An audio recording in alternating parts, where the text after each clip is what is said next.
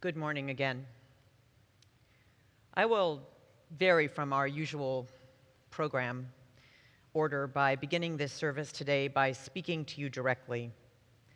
The events since we were gathered last in this sanctuary have brought fear, anger, and deep sorrow into our hearts, and I want to speak to that as we begin.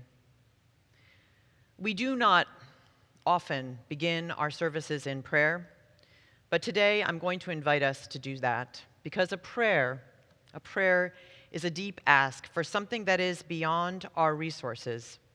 And while we are not powerless in the events of our nation in the long term, as we will talk about later in this service, we do feel somewhat powerless right now in this moment over the actions of those who could continue to incite violence, foment a lethal hate, and destroy the very foundations of our democracy. For those reasons, I invite you, even if prayer is not your usual tradition, to join me in the deep ask of prayer.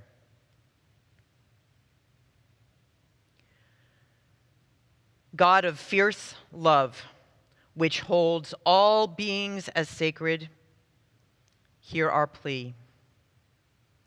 Spirit of life and of that transcendent and evolving truth which encompasses the facts of both the natural world and of its subset, human endeavors, we reach this morning for your power. Family of humanity whose honor and evolution towards betterment we believe in with all our hearts, we ask that you show us your higher self, for we do not want to lose any more faith in you. Even in this week, Spirit, we begin in gratitude that we are here today together, each of us who are here today, as we can be, despite all the threats that keep us from doing this. If these times have taught us anything, it is to never take for granted the rudimentary joys of community and freedom and well-being. So let us take a moment to breathe them in gratitude. And in these times that have taught us what lament is, we begin in lament for the senseless loss of life, not only in the insurrection lives, each one of which was the beloved of someone, the kin of someone, the promise of someone, also through this continued natural disaster of a pandemic. So let us pause as we gather to remember all of the lives lost this week, many of which could have been prevented. That is a deep lament. We will be sorrowful about it for a long time. We ask, we pray, to have the fortitude to stay aware and vigilant against those whose deep channels of hatred we now cannot ever deny ever. The fortitude to live with integrity in these times which have uncovered divisions that many of us knew and experienced, and yet which we're still shocked to see enacted in real time in their ugliest forms. We pray to have the spiritual resiliency to love again, especially those of us who have been afraid, terrified even, ever since a candidate embracing a hate-filled rhetoric we knew would cost lives came into our national arena. And yet now the depths of that harm are with us, depths we could not have known 5 years ago. So we pray for spiritual resiliency. We pray to hold the difference among us, the divisions among us, knowing that some are terrified because they know now that there are no limits to authorized hatreds, and some are giving these last days to our top leaders spent spreading a lie. Some of us are finding it hard to not hate that these last months were spent spreading lies rather than preparing for the vaccinations that could have reduced and will still reduce the loss of life. Yet the deadliness that this pandemic continues is still with us.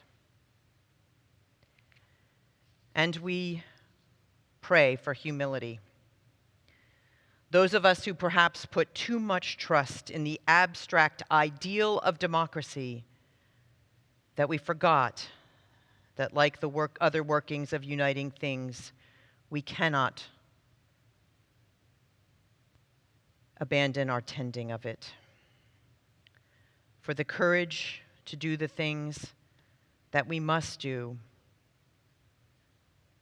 and to hear the truths that many among us have asked us not to ignore, the truths of Black people, Indigenous people, people of color, LGBTQ people, and the young adults among us who have been warning because of their greater knowledge of social media that really bad things were coming this month.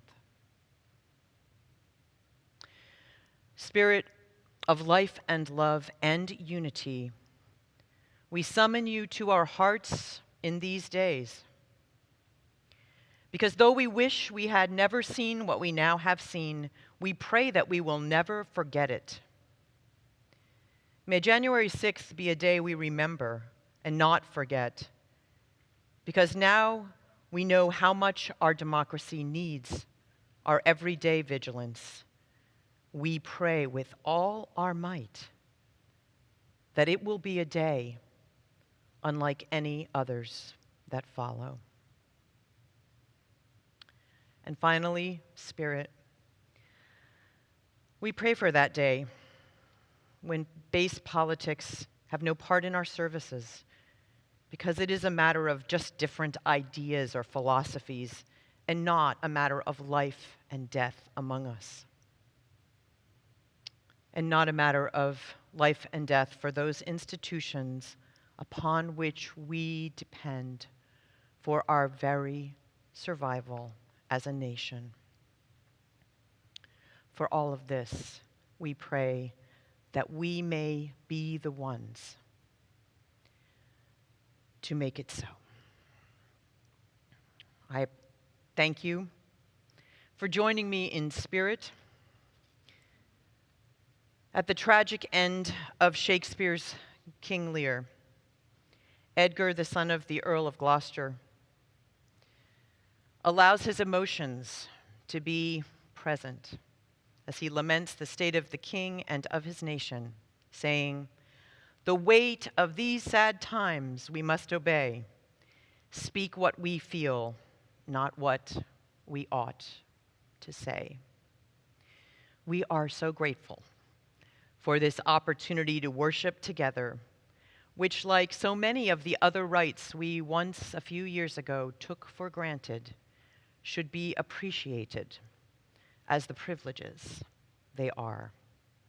Come, let us enter into worship together.